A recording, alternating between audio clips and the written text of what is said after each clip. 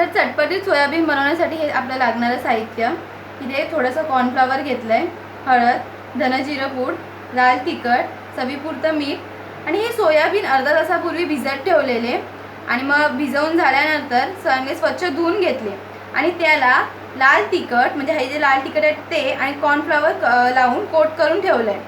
हा एक बारीक चिरलेला कांदा, बारीक चिरलेली थोडीशी कोथिंबीर, हे वाटण.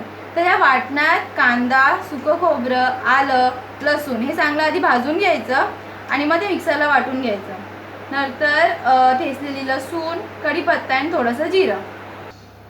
तर इथे आपण कढई गरम करत ठेवलेली आहे आणि त्यात थोडंसं तेलही तापत ठेवलं आहे. कढई आता गरम झाली आहे, त्यात हे सोयाबीन टाकूया आपण.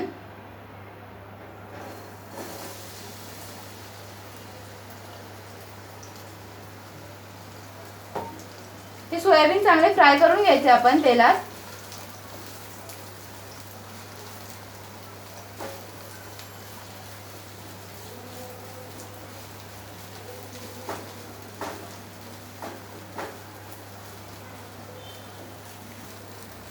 आणि सोयाबीन आपण मीडियम गॅसवर चांगले फ्राय करून घ्यायचे.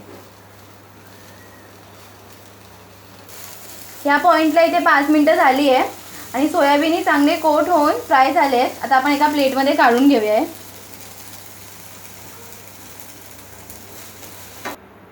परत आपण इथे कढई तापत ठेवली आणि त्यात थोडंसं तेल टाकलंय. आता आपण फोडणीला लागणारं सगळं साहित्य टाकूया. आधी ठेचलेलं जिरं,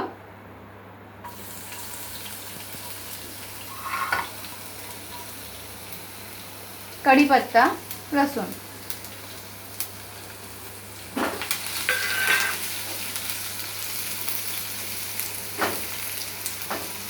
चांगलं तेलात फ्राय करून घेऊया.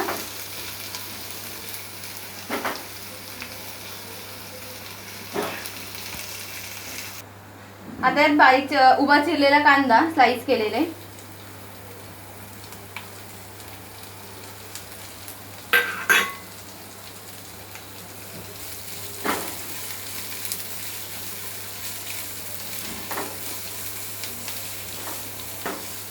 आता कांदा सुद्धा आपण कलर चेंज होईपर्यंत फ्राय करत राहूया मीडियम गॅसवर.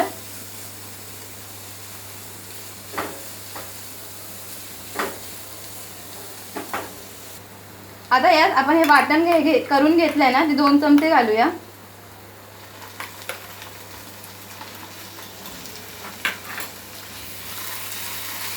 आणि ते सुद्धा तेलात चांगलं फ्राय करून घेऊया. आता यात आपण हळद, धनजिरं पूड आणि थोडंसं लाल तिखट टाकायचं, कारण की मगाशी आपण सोयाबीनला कोटिंग केलेलं होतं ना लाल तिखटाने, म्हणून.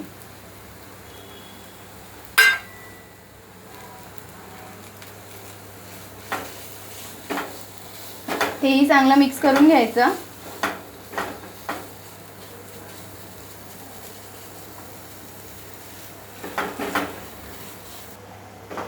ते आपले तयार आहे. आता यात आपण सोयाबीन टाकूया कोट केलेले.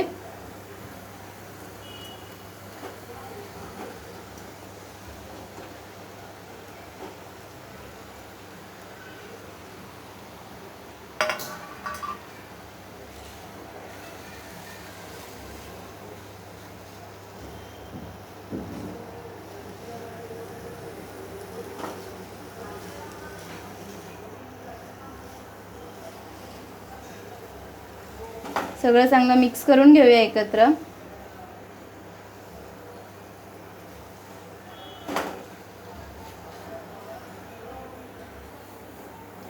आता यात आपण चवीपुरतं मीठ,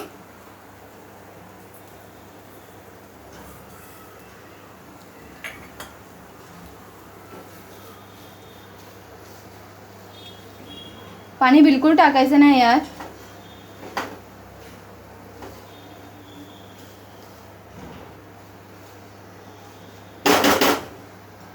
आता आपण इथे झाकण लावून 5 मिनिटांसाठी ठेवून देऊया स्लो गॅसवर. इथे आपली 5-6 मिनिटं पूर्ण झाली आहे.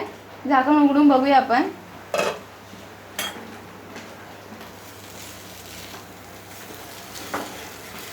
भाजी रेडी आहे आपली. बिना पाणी घालता एकदम ड्राय झाली नाही आहे. आता आपण ह्यात लास्टला कोथिंबीर भुरभुरूया.